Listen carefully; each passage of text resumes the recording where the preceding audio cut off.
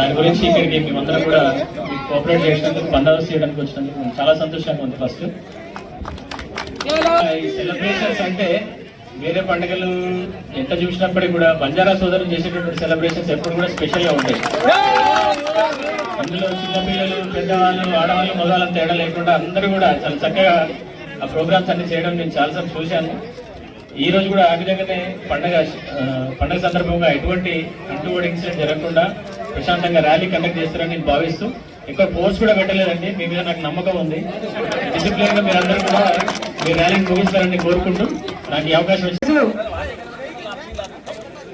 బంజారా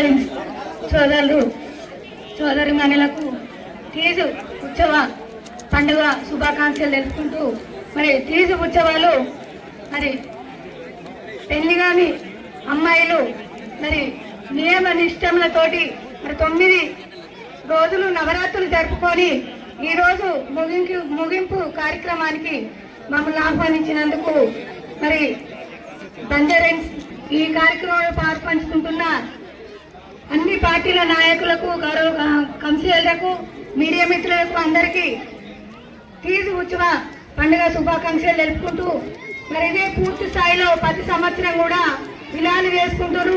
మరి అన్ని కులాలకు కూడా ప్రతి ఒక్కరికి మాకు ప్రతి ఒక్క కులానికి ఒక పండుగ. మరి మేము కూడా నవరాత్రులు కూడా దసరా రోజు జరుపుకోవడం జరుగుతుంది. అదే పూర్తి స్థాయిలో మీరు కూడా అందరూ కూడా అన్ని పండుగల్ని మరి సాంప్రదాయ పద్ధతిగా జరుపుకోవడం జరుగుతుంది. కాబట్టి అందరూ సుఖ సంతోషాలతోటి ఆయుర ఆరోగ్యాలతో ఉండాలని కోరుకుంటూ నాకు ఈ అవకాశం ఇచ్చిన పెద్దలందరికీ ధన్యవాదాలు.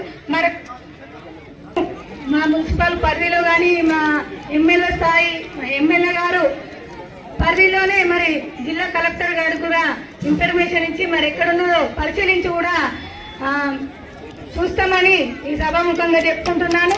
మరొకసారి తీజు పండుగ శుభాకాంక్షలు అందరికీ అన్నదమ్ములకు, అక్క చెల్లెళ్లకు తెలుపుకుంటున్నాను.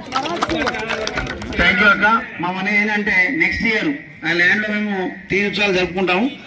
రాజన్న సిరిసిల్ల జిల్లా సిఐ గారు, కృష్ణ సార్ గారు వచ్చి ఈ తీజు ఉత్సవాల సందర్శించారు. కానీ నాకు సమాభాయం లేకపోవడం వల్ల నేను అటెండ్ కాలేదు. మన జిల్లా నాయకులు ప్రతి తండాల్లో ఆ తీజ్ కార్యక్రమంలో పాల్గొనడం జరిగింది. వారికి నా యొక్క ప్రత్యేక ధన్యవాదాలు తెలియజేస్తున్నాను.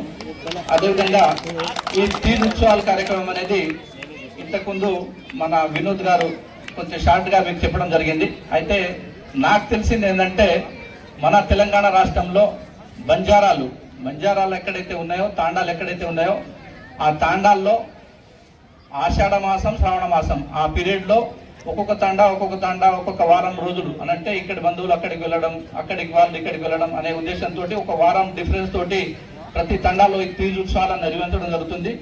ఈ తీజ్ అనేది ముఖ్యంగా మా బంజారా నాయకులు ఈ తీజ్ అనే దాంట్లో ఆడపిల్లలు ఏదైతే బంజారా యువతులు ఉంటారో వాళ్ళు 9 రోజులు నిష్ఠతో ఉండి ఆ మొలకలు వేసిన తర్వాత గోధుమలు వేసిన తర్వాత 9 రోజుల వరకు ఆ మొలకలు ఏ రకంగా వస్తాయనేది పరీక్షించడానికి. అనంటే ఈ సంవత్సరం కాలం మంచిగా ఉంటుందా, పాడి పంటలు మంచిగా పండుతాయా, లేకపోతే మన ఆరోగ్యాలు ఎలా ఉంటాయి, ఏమైనా చీడపీడలు వస్తాయా లేదా అనే దాని భావనతో ఆ తీజ్ ఉత్సవాల మీదనే వాళ్ళ కాన్సన్ట్రేషన్ ఉండి దాంతోటే ఫ్యూచర్లో వాళ్ళు ఈ సంవత్సరం పంటలు బాగా పండుతాయి అంటే మొలకలు బాగా వచ్చినాయంటే ఈసారి పంటలు బాగా పండుతాయి, ఎలాంటి అనారోగ్యాలకు మనం గురికాము, తర్వాత మన పిల్లలకు మంచి భర్త వస్తాడనేది ఆలోచన వాళ్ళకు. దాంతో ఆ అమ్మాయిలకు ఏదైతే కన్య అమ్మాయిలు ఉంటారో ఆ అమ్మాయిలకు మంచి భర్త వస్తాడా అనేది కాన్ఫిడెన్స్. దీని మీద వాళ్ళు కొంత పరీక్ష చేసుకోవడానికి ప్రతి సంవత్సరం ఈ తీజ్ ఉత్సవాలను జరుపుకోవడం జరుగుతుంది. రాజన్న సిరిసిల్ల జిల్లాలో తీజ్ ఉత్సవ కమిటీ బంజారా నాయకులు చాలా గ్రాండ్ గా నిర్వహించడం, వారందరూ ఇంత ఏకంగా ఉండి ఎక్కడ చిన్న ఇష్యూ లేకుండా ప్రతి తండాలో నిర్వహించుకొని లాస్ట్కు మన జిల్లా కేంద్రంలో నిర్వహించుకోవడం కూడా చాలా అరుదు. ఇట్లాంటివి కొన్ని జిల్లాల్లో ఉంటారు ట్రైబల్స్, కానీ ట్రైబల్స్ ఇట్లాంటి బంజారా నాయకులు తీజ్ ఉత్సవాన్ని జిల్లా కేంద్రంలో నిర్వహించడం చాలా అరుదు. మన దగ్గర ఈ కార్యక్రమం నిర్వహించినందుకు మీకు ప్రత్యేకంగా అభినందిస్తున్నాను.